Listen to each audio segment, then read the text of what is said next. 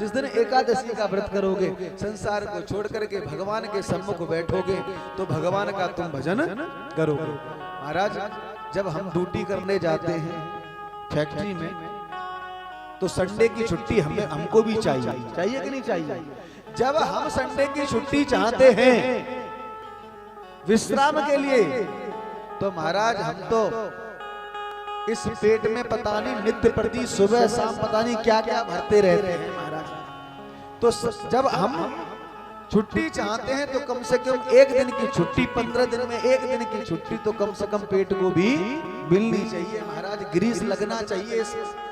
Machine कब तक चलेगी? जब उसकी रिपेयरिंग और ग्रीस लगता रहेगा, और ग्रीस खत्म मशीन सूखी सोई गड़बड़। इसलिए 15 दिन में एक बार एकादशी का व्रत रखना चाहिए। बोलो राधे राधे।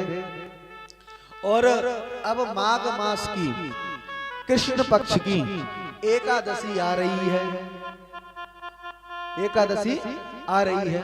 और ये भी एकादशी बड़ी महत्वपूर्ण है, लेकिन यह एकादशी पड़ रही है 14 तारीख की, मकर संक्रांति वाले दिन की।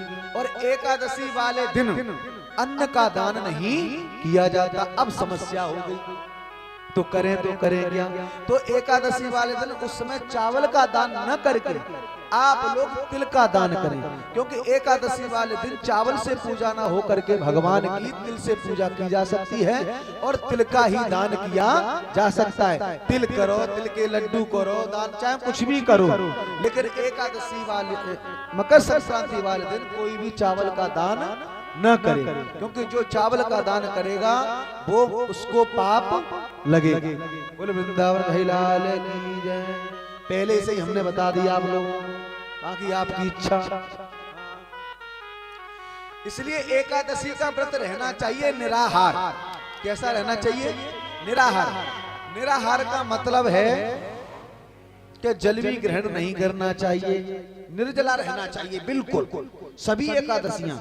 लेकिन अगर किसी की क्षमता नहीं है सभी एकादशियों को निराहार रहने की, तो महाराज आजकल तो फलाहार चल गो। खूब एकादशी वाले दिन फलाहार करो, और आजकल व्यक्ति फलाहार के चक्कर में फुल आहार कर लेता है। बोलो राधे।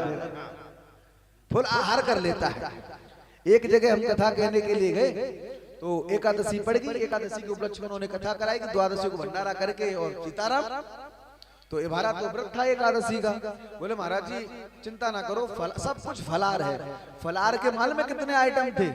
24 आइटम फलाहार के। हमने कि अगर ऐसा माल मिलता है तो 12 महीना एकादशी रहे। बोलो राधे।